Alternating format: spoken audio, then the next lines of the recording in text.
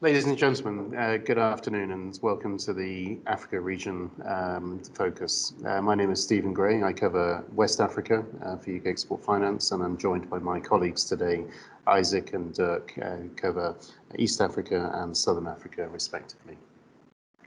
In terms of the African markets, UK Export Finance can offer support exports in almost every country. And within Africa, we can also support up to 9 local currency transactions. Local currency financing is particularly useful for projects which do not usually generate foreign currency revenue. UK Export Finance has country limits for each country that govern the maximum risk exposure that we can have for any one market. This is not a target. And these limits are calculated by taking into account the country GDP, the level of credit risk that we see, and the UK Export Finance maximum exposure limits. But what does this actually look like for the continent? And you'll see on this slide here an oversight of our capacity and appetite for markets across the continent. There are 46 countries where we have market risk appetite. 28 of those have a combined market risk appetite of over £56 billion. Of those 46 countries, there are 17 that we can consider on a case-by-case basis, and there are 9 countries that are not covered, including Sudan, South Sudan, Zimbabwe, Libya, amongst others. But as you can see, we have considerable capacity for more Africa risk. And on the map, you can see the countries that we are unable to cover, coloured in dark green. The medium shade green are countries that we can consider projects that the asset themselves are earning in foreign exchange. And then the lighter green markets show markets that are subject to sustainable lending criteria.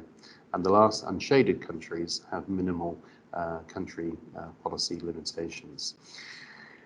Within that slide, you can also see our market risk appetites. The largest appetite we have for any market is on the continent is £4.5 billion. Notable markets of that include Botswana, Morocco, and Tunisia. But you can see from this slide other markets where we have considerable activity and exposure through the transactions we've supported in recent years. And let me hand you over to Isaac, who will take you through the East African focus. Isaac. Yeah, thank you, Steve. So in East Africa, UKEF is supporting quite a number of markets here. The region, the countries that are supported are Kenya, Uganda, Tanzania, Rwanda, and Ethiopia. Which makes a total market risk appetite of about £11 billion. For some markets, this appetite is quite huge. If I look at Kenya, which is 2.5 billion, same case for Rwanda, Tanzania, for Ethiopia, it's about 1.7. In the East African market, we are also able to support financing in local currency. This is the case for the Kenyan shilling. And for the Ugandan shilling, support is also available on a case-by-case basis. As Steve mentioned, there are markets that we are not able to support, and in East Africa, this is South Sudan, Somalia, and Burundi.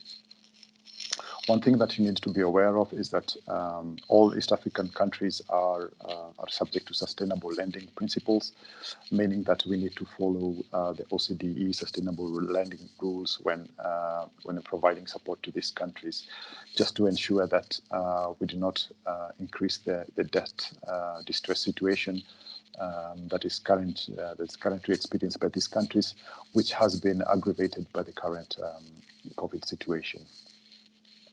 Most of the projects that we have supported in this region are sovereign projects, and the areas that we are seeing a lot of traction and which seems to be very attractive are, of course, infrastructure, given that East Africa and Sub-Saharan Africa in general has a huge infrastructure gap, which needs to be filled in. And these are all types of infrastructure, including roads and bridges. There's, of course, rail. A lot of countries, including Kenya, Tanzania, and Ethiopia, have recently embarked into standard gauge railways, but also they're refurbishing the rolling stock, as well as renewing the meter gauge railways as well.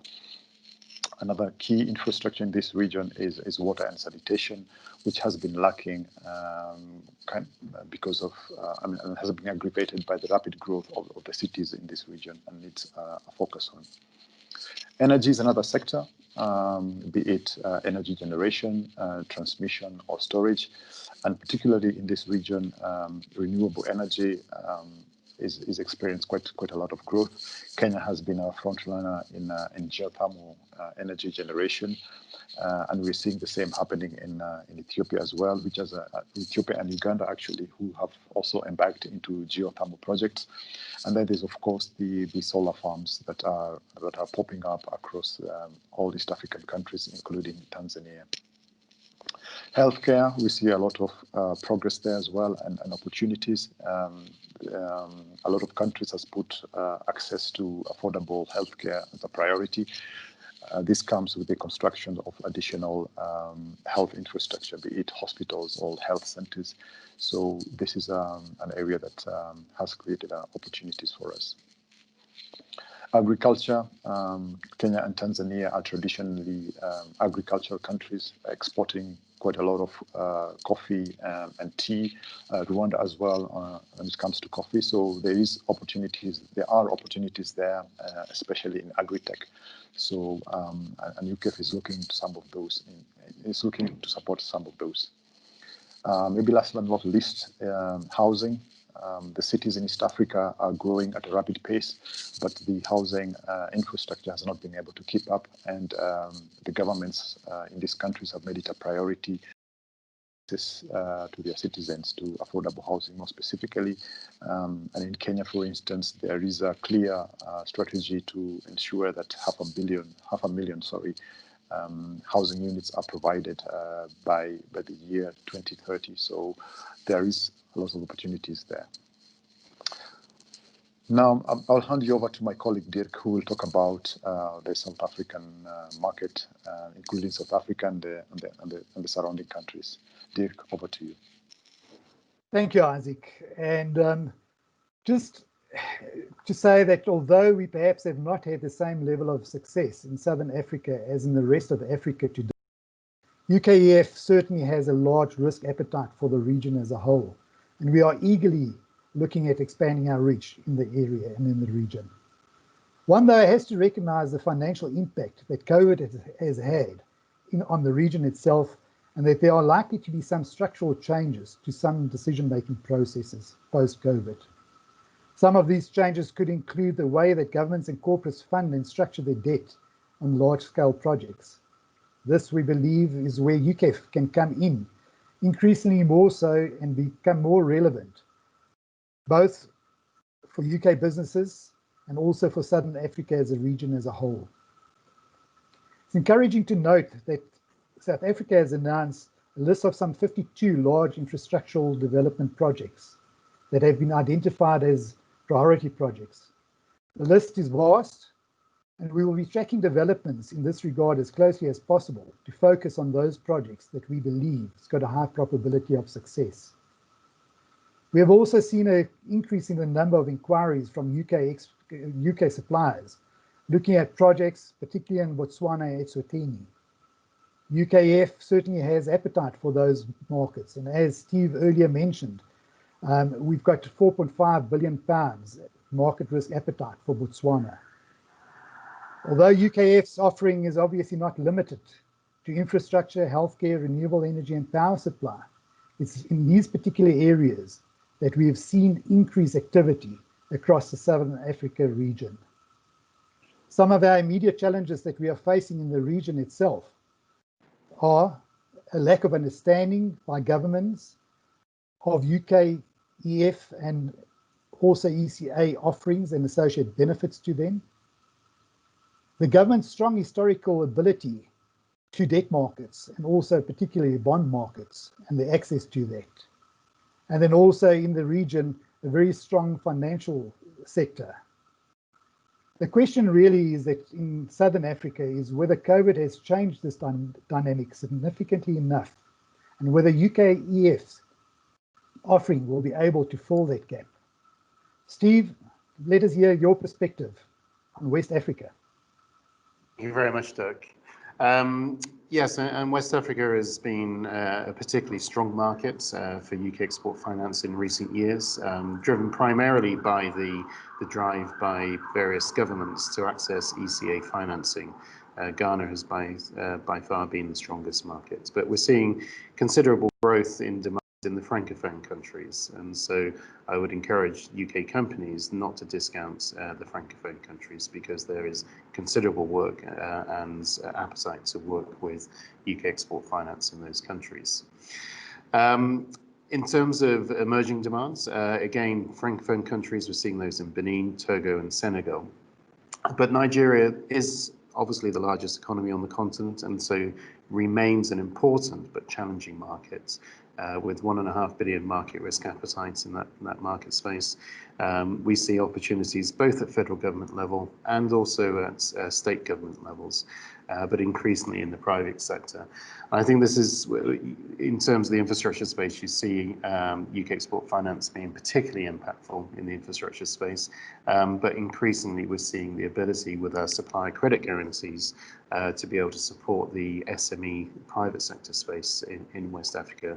And recently we've completed a number of deals where UK companies are providing equipment to Ghanaian and West African construction companies for them to be able to access attractive financing backed by UK export finance guarantees. As we look into the future, beyond the COVID and the recovery period, key opportunities continue to be social infrastructure, roads and mining sector. Now, we've talked about the theory, but we'll show you a few examples of UK export finance in action in West Africa. First of all, in West Africa, the development of the Kumasi markets, which involved the redesign and construction of the largest open-air markets, which is visited by up to 800,000 people a day. And in this particular transaction, UK Export Finance supported it both with a buyer credit facility and a direct lending facility. UK Exporter, a company called Contractor Construction, has developed its supply chain in the UK and just recently awarded a large structural steel package to a Scottish company that is now working on the fabrication of the structural steel elements for the phase 2 development of Kumasi markets. Here, the project sponsor and the buyer was the government of Ghana. Notable features of this particular transaction is that the design and the development has been undertaken in 3 phases. We're now on phase 2. There is a phase 2B coming up, and we look forward to discussions in the future regarding supporting phase 3. And in this particular transaction, as I said, it was a mix of both buyer credits at 60% and direct lending. In terms of other markets, Dirk, do you have an example in Southern Africa for us? Indeed, thanks, Steve. Yes, I want to use the example of Angola. In 2018, we were successful to fund 3 hospitals there and also get involved with some power substations in the country. I think important to note from this slide is that we use Baroness Northover to actually facilitate and unlock that transaction as well for us. She was able to arrange a meeting with the president just to unlock the delays in that. The deal specific was a combination of buyer credit and direct lending facility. It amounted to 380 million euros. Again, it was a blended transaction, and I think also important to say there, it shows the flexibility of what UKEF can actually provide in the market. The contract was actually established in US dollars, but the loan was in euros, leading to an agreed fixed exchange rate. The project sponsor was the Angola Ministry of Finance, who participated excitingly in the agreement and the contract, and it also was the buyer. The buyer was the Angola Ministry of Health. I think it shows to our strength too, from a UK supplier point of view too. In the health sector, there's lots of there's many UK suppliers in that sector, and the health sector remains an important one. Isaac, tell us a little bit of East Africa's successes. Yeah, thanks, Dirk. In East Africa, the example that comes to mind is the construction of the Kabale airport in Uganda. where UKEF supported. And this is a key infrastructure piece because it's opened up the region access to heavy equipment, to materials and services, to an economic zone that is going to develop quite rapidly in the future. So, and this one is key for East Africa because it was the first major project that UKEF supported in Uganda. It was also one of the largest direct lending facilities that has been provided to an African government. So in this case, it was a facility of 270 million euros. So the project sponsor was, of course, the Ministry of Finance for the Republic of Uganda, and the buyer was the Ministry of Works and Transport for the Republic of Uganda. So here, UKEF was supporting a UK company that was supporting the work in the construction of the runway, of the taxiway, and of the cargo terminal. And what we have seen as a result of this project is that it has opened up to other new projects because what has come up now very close to, in the proximity of this airport, is an industrial park that will help to develop the manufacturing activities around this region. So as you can see, UKEF support is key in supporting major infrastructure projects in Africa in general, and we are happy to engage with you and discuss other potential opportunities that you may be willing to discuss. So I now open the floor to any questions that you may have.